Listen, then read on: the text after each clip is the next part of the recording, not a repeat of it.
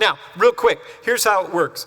In the day, there were two groups of people. There were more groups of people, but there are two basic groups of people who are pushing the government along, pushing the temple along.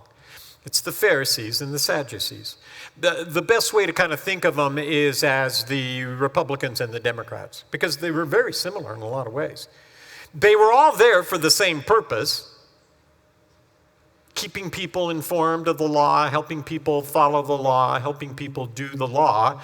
But they didn't get along. They argued all the time about, you can't say there's angels. Yes, I can, there's angels. And then they would have like fist fights out behind the temple about whether there were angels or not.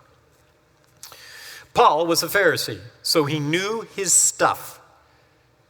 He knew what he was talking about. Now, here's the problem Paul had was he used to be a Pharisee, but he got kicked out of the Pharisee group because he decides to go to Damascus and runs into this guy named Jesus.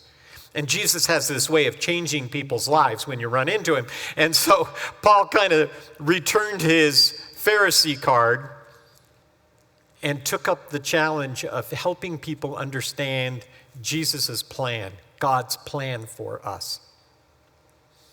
So as Paul is writing Romans 1 and Romans 2 and Romans 3, he's already thinking in the back of his head, oh man, I'm going to catch it on this one.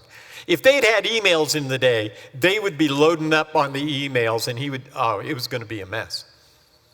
So what Paul does is he starts thinking in his head, well, when I was one of them, I would have argued about this. I would have started this. I would have said, how can you do?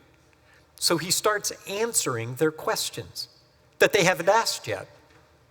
Welcome to Romans 4.